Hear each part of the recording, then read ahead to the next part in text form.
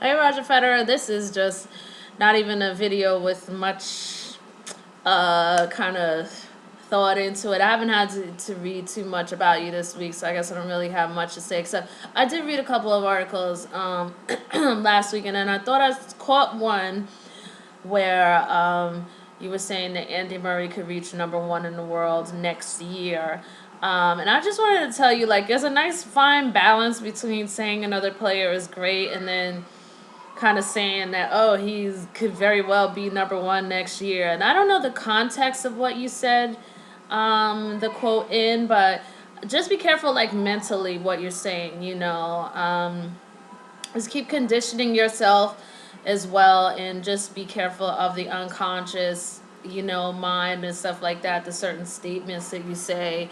um so yeah, so I just wanted to say that. And then I saw, of course the media is giving you a little bit of, they're being a little bit of a thorn in the side, I believe, trying to see if you'll finish at #1 in the world. And frankly, you know what? I'd love for you to finish at #1 in the world, and I'd love for you to have an amazing start next year at the Australian Open. I mean, which isn't too far off. It's amazing. The Australian Open is like coming up really soon, but you know, um, I think I just lost my train of thought. But yeah, I could see you doing, really, really well. And don't let the pressure build up from winning Basel, winning Paris, and stuff like that. Just keep playing your game. And, I think now is just the time for, again, a little more analysis, like taking a look at the matches that you've lost and stuff like that. And, I have to tell you, like, I was watching some of the Shanghai match, and I was like, I'm going to go in these videos and I tell Roger, like, to watch the matches that he's lost. But then, I have, like, a hard time freaking watching matches that you've lost. Like, if I know you've lost a match and I haven't seen it, like, I have a real hard time sitting down watching it. I'm, like, cheering for you, but then it's like, I know the ending of a match. And then I just kind of don't even want to see it. So I was thinking about that, how tough, if that's the way I'm reacting to the video, then how tough could it be for you to watch something like that as well? But, I think it's just really, really good to just take a look. Some of the things that I saw, I only watched the first set. I don't know why, but I mean, you didn't win it. So, and I'm not criticizing you for not winning it. I'm just saying, like, I was like, I just don't want to see this. I hate seeing matches that you don't win, but, I guess I have to sit down and watch some of it if I'm going to ask you to watch a match, right? But then again, it's not a bad thing to ask you to do something, in this case, that I wouldn't fully do, because this totally benefits you. This is your, this is your thing. This is all your story. I'm just reading the chapters as you write them. So, good Lord, I just made myself sound like I have no life. But yeah,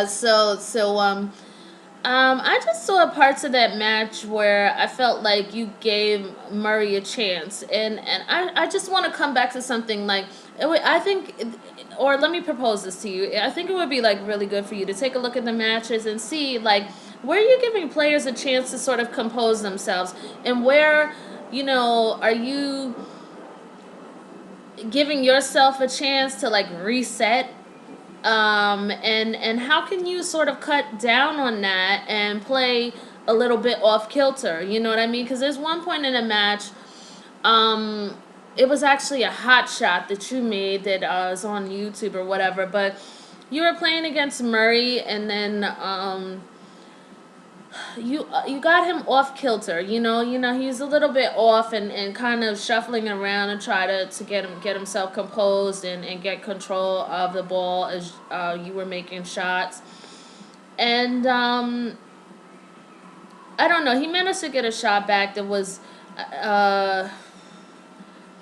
that for whatever reason you made the decision to sort of reset, like, you could just see it, you could just see the way you just, we're like, okay, let's just start this again, and there's nothing wrong with that, but I'm just saying, like, while you have the man on the ground, you know what I mean, you have something, it sounds really brutal what I'm doing right now, but when you have somebody off kilter and all of that and stuff like that, can you still play off kilter and even as far as sacrificing yourself, don't reset the situation, like reset it, like, okay, let me just straighten everything out and let me just start off again by hitting the ball properly toward him. Like, keep him off kilter. And can you be comfortable with taking shots at the last minute? Can you be comfortable with that? And that's something I think, you have the skill to make those kind of shots. You really do, and you've shown that time and time and time again, where you've pulled things off where people have set you off kilter, and you pulled off amazing shots. I just feel like your precision is the best in the game. I know these guys are getting very good. They're good in their own right as well, but your precision is pretty sick.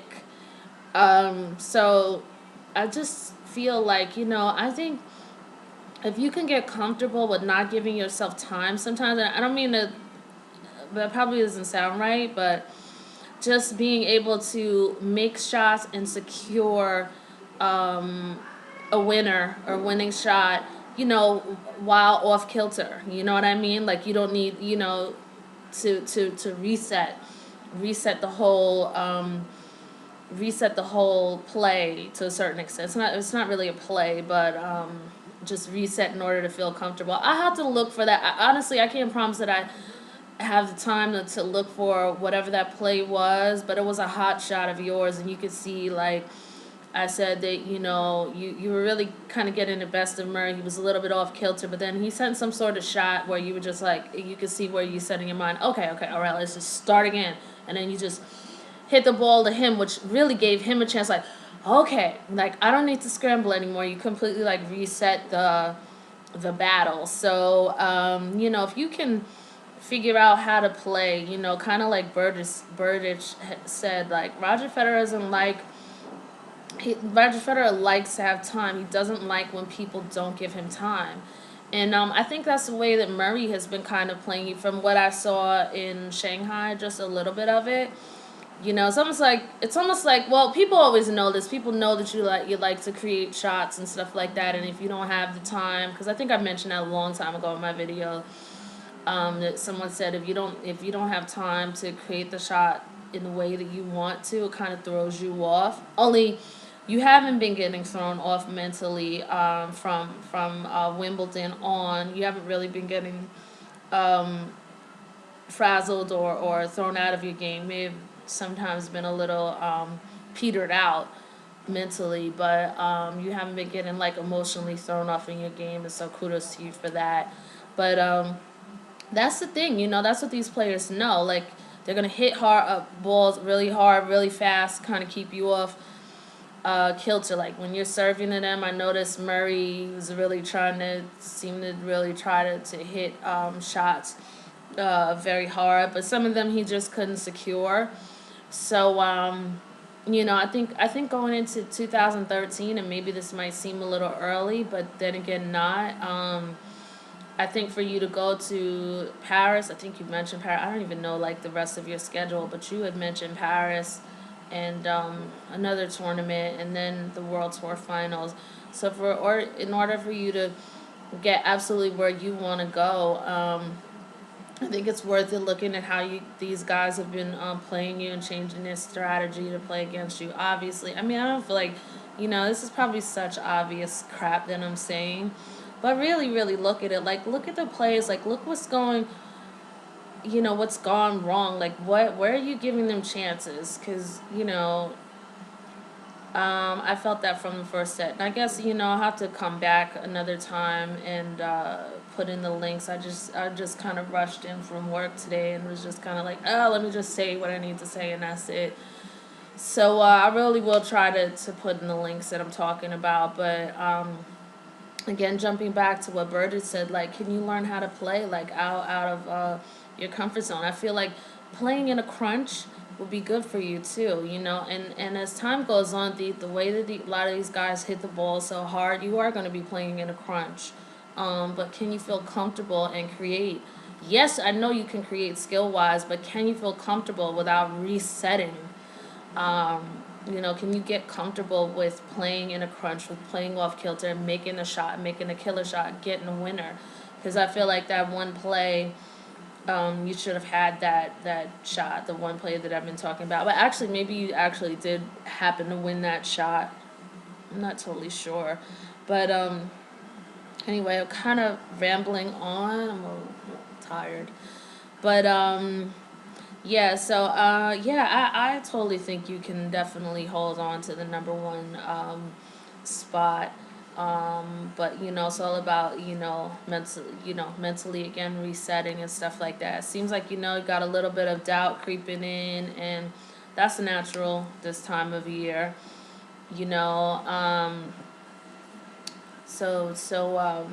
just reset. Hopefully you're doing that. Like, watch my other video, and you're home in Basel, and you just have reset, and just draw, like I said, from your hometown, all that hometown strength, and because it is very much so a part of you and a part of the construction of who you are. Okay. Quiet, please. All right, so I guess I gotta go. I'll finish talking to you later. Everything's going crazy here, but good luck. Keep playing hard. Quiet, please. Quiet. Thank you. Oh my God. Anyway, take care. I'll have to make another video. Bye.